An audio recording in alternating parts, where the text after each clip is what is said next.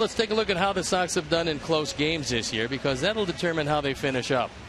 Through 81 games, in one-run games, well, the record is above 500. That's good. Two-run games, well below 500. Not so good. Three-run games, 4-5. And games decided by 4+ runs, 13 and 17. But 9 of the last 10 games decided by 2 runs or less, which will show you that this team has been in just about each and every game.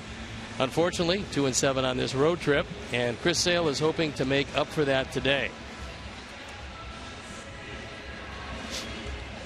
Adam Eaton is back in the lineup today, and that's a good sign, because he lasted just 1 at-bat in the opener. He said that he was listed day-to-day, and as it turned out, it was nothing more than maybe a little bit of inflammation, a little bit of cramping, and when he's at the top, this is a much better ball club. So Toronto comes in a game and a half ahead of Baltimore, 2 games ahead of the Yankees, and they're in first place in the East.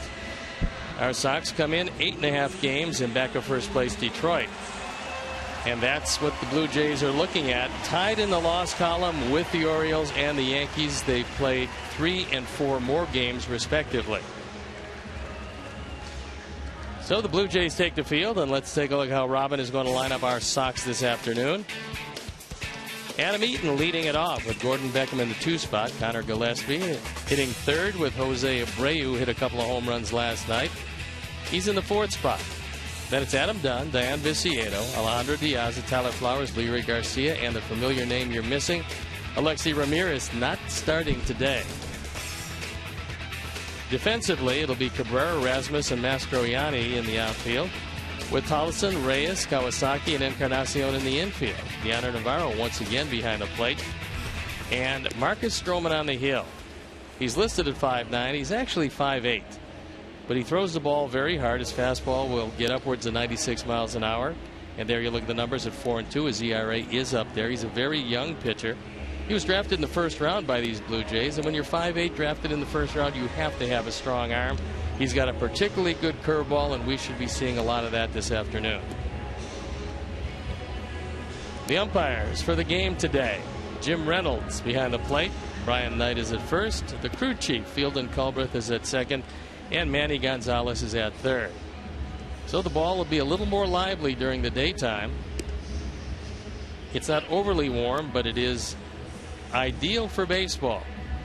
As the 3rd game of this 4-game series about ready to unfold, and Stroman has taken his warm-up pitches.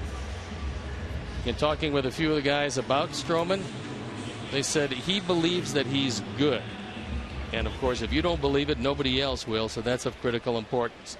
They've thrown the ball around the infield, which means we're ready to play baseball, and I'm ready to turn it over to my play-by-play partner, Ken Harrelson. Hi, Stevie. Thank you. And once again, good afternoon, everyone, and welcome to White Sox baseball right here on Comcast Sportsnet. So happy you could join us for Game 3 of this 4-game set. Before we show you our picks to click, you at home select yours. As Adam Eaton gets set to lead it off. And the first pitch of the ball game is taken high and wide. Yeah, they tell me, talking with Buck Martinez, Pat Towler, to announcers, former players, former manager, this guy thinks he ought to win every time he goes out there, which is the right attitude. Out of Duke University. You don't have that attitude, you're not going to be successful in any league, but especially the major league. Well, that's just the way he is, they say. It's not that he's real cocky. He's not. He's just very confident. And that is certainly a big attribute. That old saying, whether you think you can or whether you think you can't, you're right either way. You see him listed at 5'9". That's a little overly ambitious. But Adam hitting at 283. Sox hitting at 254 as a team with a 4.40 team ERA. Lays off that quick breaking ball. And here at the Rogers Center, 328 down the lines, 375 in the gaps, and 400 straight away center.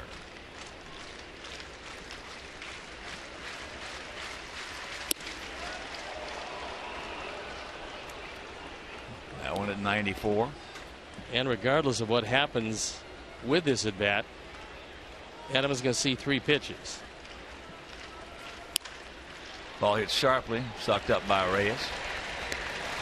By 3 pitches, I meant He saw the straight change, he saw the curveball, and he saw the fastball, and he's got two different kinds. So when you see their whole repertoire and the guys on the bench are looking at it, that's what the leadoff hitter wants to do.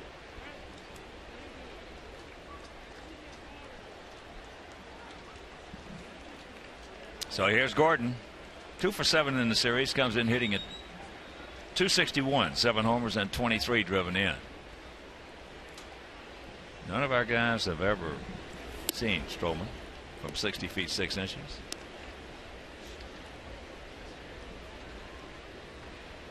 Youngster out of Medford, New York.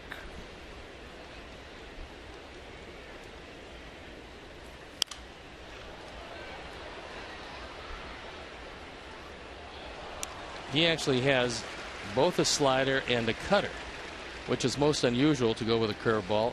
You're not going to have all three on the same day. The fact that you have those 3 pitches, however, allows you to pick out 2 of them and use them. The shades of Javi Vasquez. Yeah, the question is, if he shows them all, to everybody, then he probably won't be near as effective as it appears he's going to be. Fouls that one back. Gillespie on deck.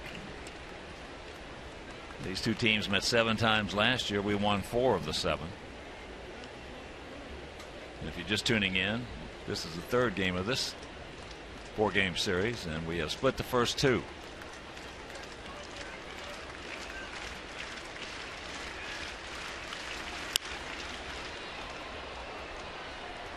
There's a souvenir right side on a breaking pitch. Yeah, if you got a good curveball, cutter, and slider, these guys that just keep coming up with more and more pitches. You get them all over the plate, and you're in great shape. Yeah, I mean, it's just amazing. And at 2-2, we'll see how much confidence he has in the curveball, because he's running up there 95, 96 miles an hour for the fastball. Adam Eaton saw one curveball, and it looked really good. He did not go on that curveball. So a full count.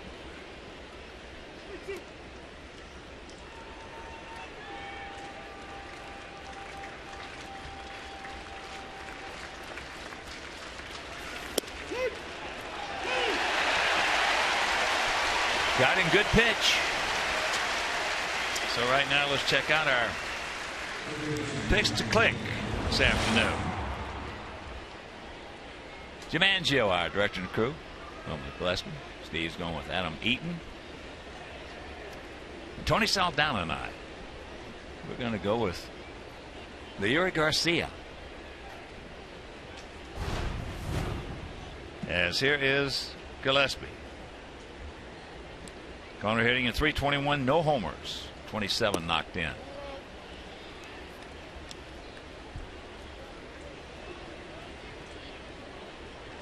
This guy really has got to be. I was anxious to see him after reading his resume. Just 17 decisions in the minor leagues, 12-5 in those. Well, when you got that kind of an arm, and obviously I'm partial to the smaller pitchers, but when you're drafted #1, the 22nd pick in the draft, you better have something special if you're 5'8". Well, the first thing that popped out at me was he's got to be something out of like Tom Gordon. As that ball hit hard, but watch out, got a collision. Rasmus pulls on to it, and that'll retire the side. 1-2-3 inning after half inning of play. It's our guys nothing, and their guys coming to bat.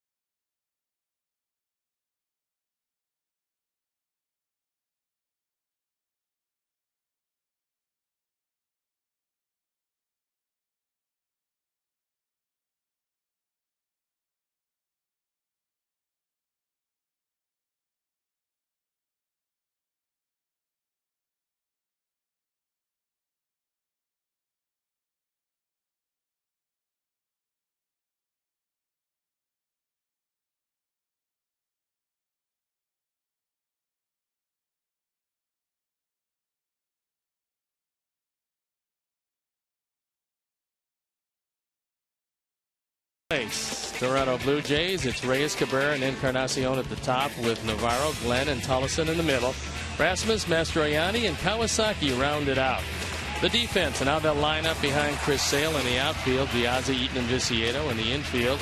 Gillespie, Garcia, Beckham, and Abreu. Tyler Flowers with the nod behind the plate, and our Lexus pursuing perfection starting pitcher is Chris Sale. Sale on for his 12th start. He's 6-1. His ERA a paltry 2.27. He's been terrific, and left-handers hitting 0.98. First pitch strike to one of the three switch hitters in this lineup: Reyes, Cabrera, and Navarro. Reyes 4 for 10 in the series. All four of those hits coming in game one. Blue Jays come in hitting at 261 as a team. Yeah, that's a can of corn for our guy with a 4.09 ERA. Well, 23-19 here at home and 22-18 on the road, so they've been a good solid ball club, even though they've had a lot of injuries.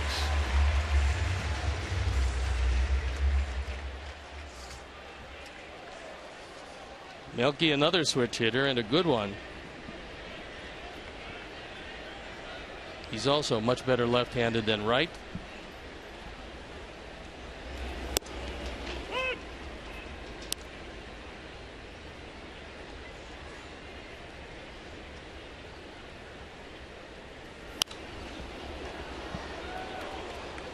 You have to have some communication. If you don't, bad things might happen. And Mastroianni, in a collision with Rasmus, who looked at him as if to say, wait, I'm the captain, you're the right fielder. Mastroianni has played some center field, but not today, and he had to give way, and they avoided a nastier collision.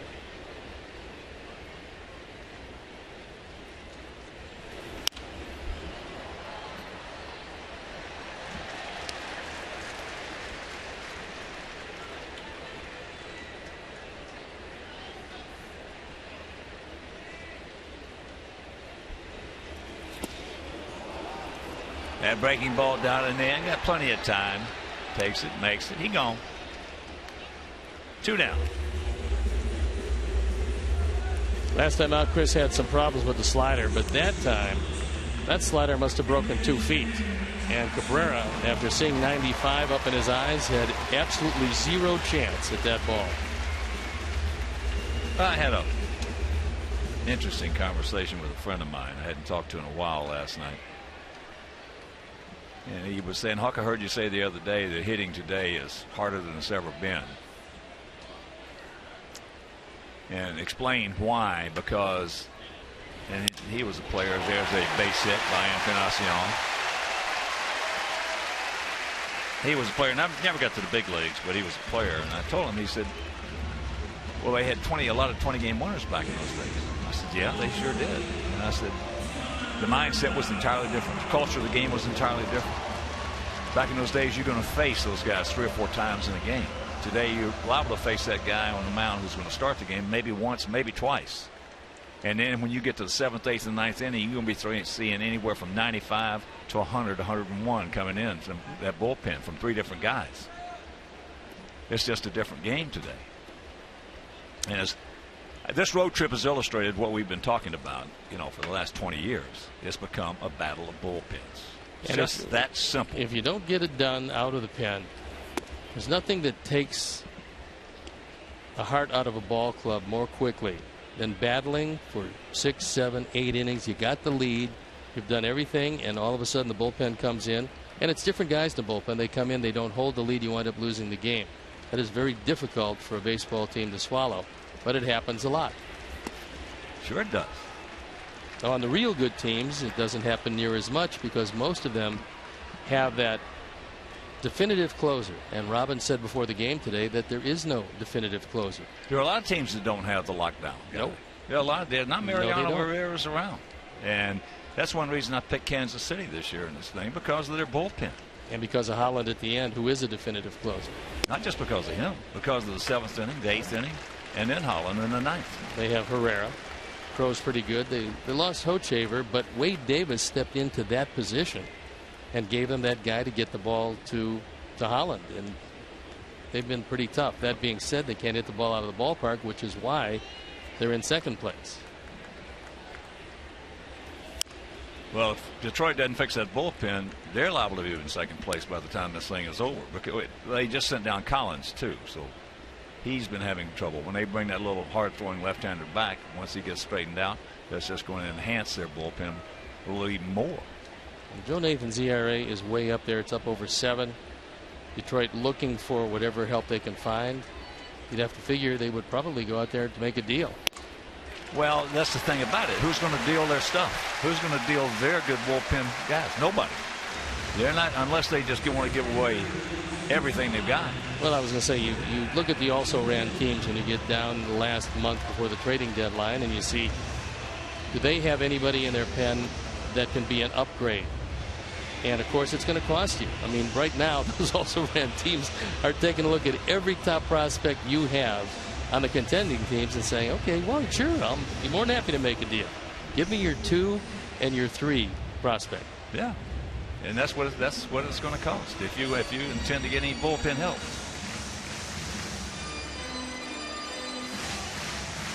Tigers' bullpen earned run average is 4.70, which is the worst in the major leagues, and shows you why it's only 3.5 games. If that had been any semblance of a lockdown bullpen, it would be substantially higher than that. So here's Glenn. Brad Glenn, the DH. Started last night's game in right field. That was his major league debut last evening. He hit .235 in Double-A. Got to Triple-A, where he hit .381. And he did it because he's taken the off-speed pitch to right center field. Big hack at that changeup. Of course, Chris does not have the normal off-speed pitch. He's got one of the best straight changes in all of baseball.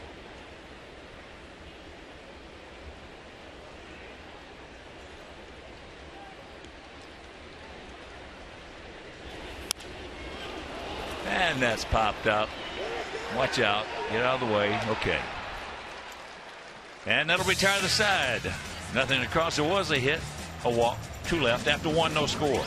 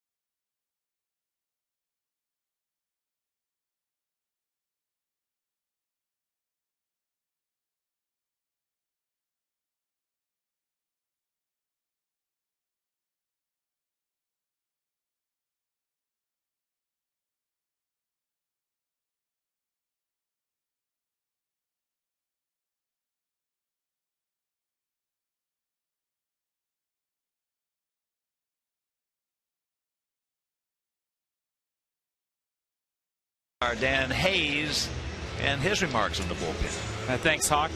It's been the focal point of this 2-7 road trip, and for the most part, a lot of this season. But once again, the microscope is on the White Sox bullpen after Friday night. Earlier today, Robin Ventura said that he was going to reorganize the bullpen. They're going to take the 9th inning, the 7th inning, the 8th inning, and kind of mix it all up. Ronald Belisario will still pitch in key situations, but that does not include the 9th inning. Aside from that, though, that's about the only certainty that there is within this situation. I don't know if it's because they're trying to avoid doing a bullpen, a closer tryout each week, or if it's just because they don't know. But right now, the White Sox, the certainty in that 9th inning is not there. So that could mean that we could see Eric Surkamp like we did last night. We could see Jacob Petrichka, Zach Putnam, Javi Guerra. It could be a cast of characters basically until they kind of figure out what they have. Guys? All right, Dan, thank you very much. Good stuff on the bullpen. And here's Abreu.